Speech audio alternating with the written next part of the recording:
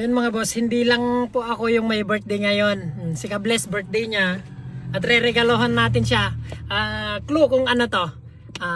Basta magagamit niya. Yun. Ayun po si Kables. Yan. Hindi niya alam na re-regalohan natin siya. Kahit parehas kaming birthday. So tignan natin yung reaction niya. Tara.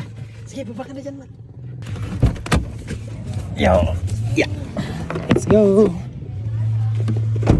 Ayan. Birthday din po niya kasi. Ayan.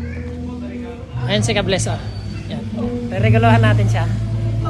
Ayan. Kables, happy birthday. Ayan. Magagamit mo yan.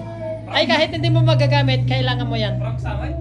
Ha? Prank sa akin? Prank ka man eh. Ay, hindi. Mati nga prank ata. Ang aming nga napaypay so atang pa nagrurupa. Ang nga prank. Kita man darubam?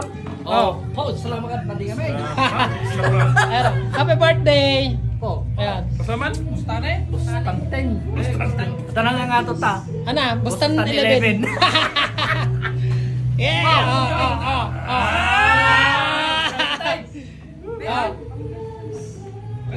Yeah.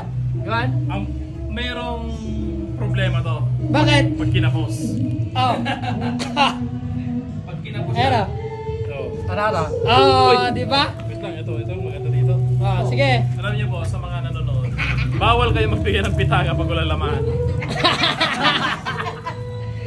Sabi nga nila, dapat, hindi naman ako niniwala pero dapat lagyan mo doon ng ar-arya.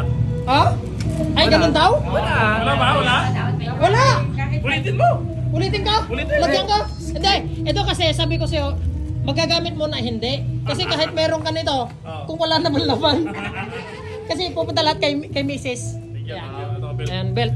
Yan. Ayan, pinakamalaki na yung kinuha ko. Kasha? Kasya yan. Eh. Oh. Oh, pinakamalaki na yan. Pinakamahaba? Pinakamahaba. Ayan. So yun. Thank you. Yun. Happy birthday to me and ka-bless. Yan. Regalo ka na lang eh. Ha? Regalo na kanya. Intulong kanton. Regalo kanya. Ada. Ikakaklo na. Ana. Sangol. Turo.